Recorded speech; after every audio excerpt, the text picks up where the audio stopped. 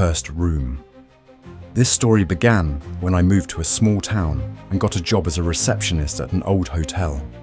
It stood on the outskirts, surrounded by forest, and, according to the locals, had been there for over 100 years. The hotel was beautiful, but seemed oddly empty and a bit gloomy. My main duty was to check in guests and ensure everything ran smoothly.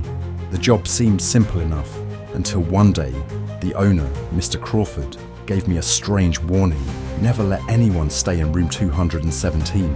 His words puzzled me, but I didn't ask any questions. I assumed the room was under renovation. A few weeks later, I noticed that guests occasionally asked about room 217. They claimed they had seen light coming from its window or heard footsteps inside, as if someone was staying there. But whenever I checked the floor, the room was always locked and everything was silent. One evening, while I was alone in the hotel, strange noises started coming from the third floor, right where room 217 was located. I stepped out of my office and went upstairs. The hallway was dark, but a faint light seeped out from under the door of room 217. It was impossible. Only I had the keys to that room. I knocked. There was no answer. As I turned to leave, the door creaked open slightly. Inside, the room looked ordinary.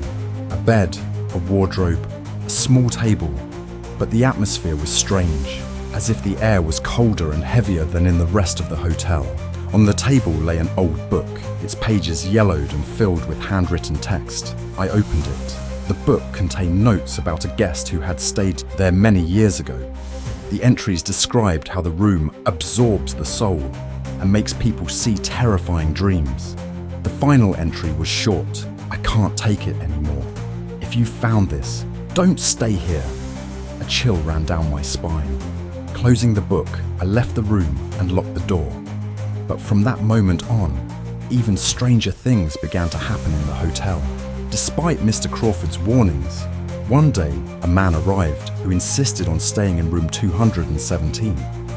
He looked like an ordinary tourist, but spoke with a determination that made it seem as if he knew something about the room.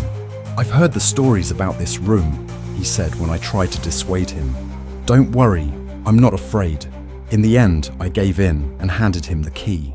That night, I woke to a loud scream coming from the third floor. I rushed upstairs. As I approached the door to room 217, I heard noises, not just screams, but heavy breathing, as if several people were inside. I opened the door. The man was sitting on the floor, trembling and covering his face with his hands. The room looked different. The furniture was overturned, and strange symbols covered the walls, symbols that hadn't been there before.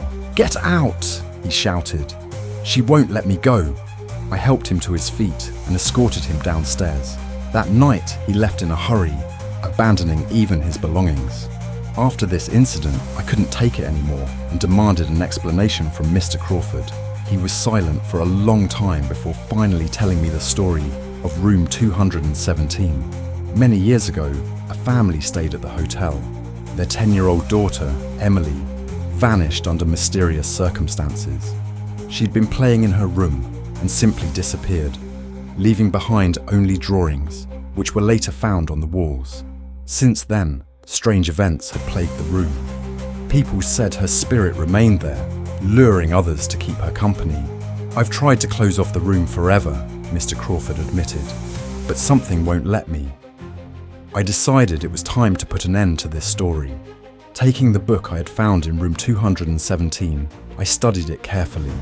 One entry mentioned that the curse could be broken if the spirit was given what it wanted most. I brought a doll into the room, a doll like the one described by those who had seen Emily in life. Placing it on the bed, I said, "Emily, you're free, go home." At first, nothing happened, but then I felt the air in the room grow lighter. The doll fell to the floor, and a child's laugh echoed outside the window before fading away. From that day on, room 217 caused no more trouble. It was finally reopened to guests and became just an ordinary, unremarkable room. Yet sometimes, as I pass by its door, I still hear faint laughter, as if someone is thanking me for helping them find peace.